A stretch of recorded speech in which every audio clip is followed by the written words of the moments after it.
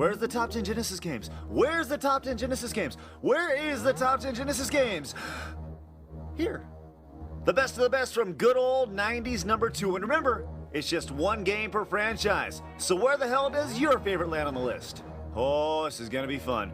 Unfortunately, Destin and Corey couldn't join me this time, but you can bet your ass you'll see them again. Hey, I'm Stuttering Craig for ScrewAttack's Top 10 Genesis Games. Number 10. Nothing starts a top 10 out better than a Hall of Fame worthy game that everybody has had to have played at one time or another.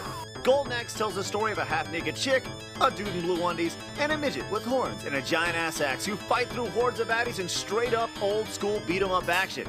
8 levels of dragons breathing fire, some of the most horrid death screams in video game history, and of course, beating the crap out of those little magical elves. Hell, that alone puts it in the top 10.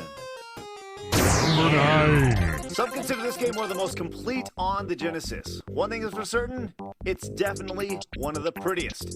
Just don't call it Ponies and Kittens pretty. Vector Man is essentially a dude made of balls going around shooting balls at other dudes and robots. The bosses are big and it just plays so smooth. It was so successful it got a sequel, and then was never heard from again. That is until it was thrown on about 1 million Best of Genesis compilations. Number 8. You can't call yourself a Castlevania fan if you haven't got your hands on this one. You just can't do it.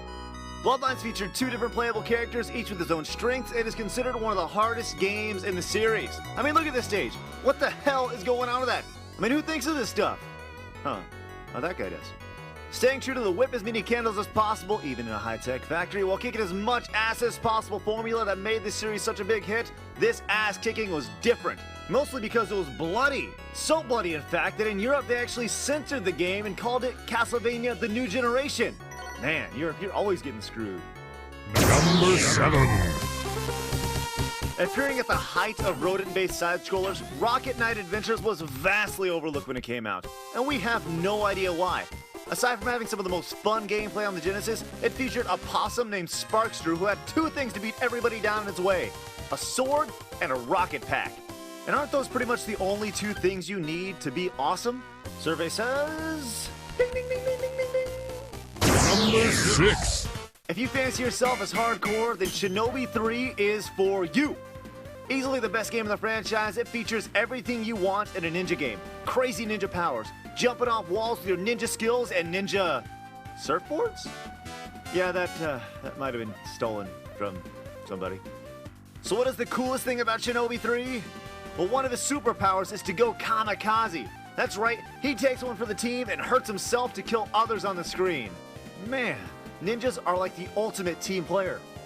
Number 5. Phantasy Star 2 was just like every other RPG when it came out on the market. Just on steroids. Its huge storyline and vast array of characters with blue hair and pointy ears was like nothing RPGers had ever seen before. And pulling a Final Fantasy VII a good decade ahead of time by killing off a lead character, gamers were shocked to see such a thing in a game. That's some groundbreaking stuff. Number 4. The NES had Contra, the Neo Geo had Metal Slug, and the Genesis had Gunstar Heroes. It had everything you'd expect from an incredible shooter. Crazy-ass guns, explosions everywhere, and co-op play.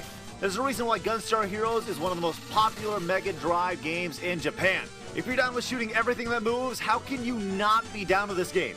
And if you're down with fighting games, well, at least the last guy looks like M. Bison. Number 3. Ah, the glory days when you could stab a guy with a knife and not have to worry about getting an M rating. A series that was made solely to compete with Final Fight. If you were a Genesis whore, you swore by Streets of Rage. Rage 2 was our favorite in this series, mostly because it didn't jump the shark with a freaking kangaroo boxer like in 3. The only downfall to 2 was that they took out the crazy-ass super moves from the original. I mean, who didn't love having a police car as backup to come in and destroy everything on the screen? And now through the wonders of technology, you don't even have to go anywhere. You can just download it. So what are you waiting on? Go do it! Number 2. Yeah, we all knew it. The Hedgehog would make the list. But it was just a matter of where and which game. While the first Sonic was huge, and the second took a really big step forward by introducing the little pipsqueak tails, the third hit the damn ball out of the freaking park.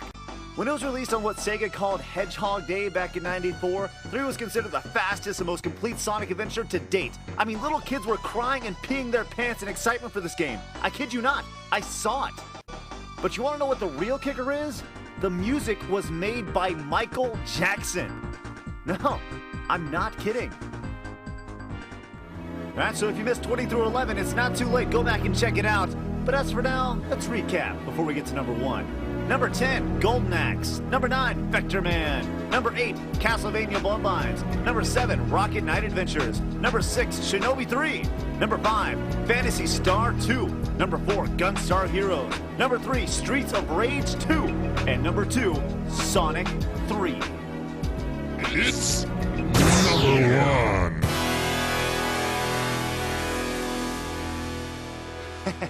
Yeah, we're just kidding. Number 1.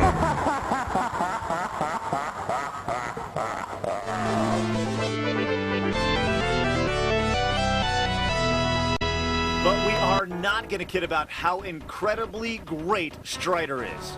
Almost a perfect port to the Genesis from the arcade, Strider was one of the games that made you proud to own a Genesis instead of an NES.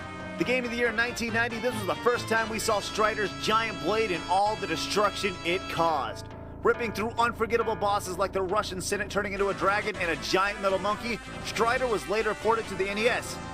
And it sucked ass. Seeing these two in comparison, it's easy to see why Strider was the perfect example to why Genesis does and Nintendo don't.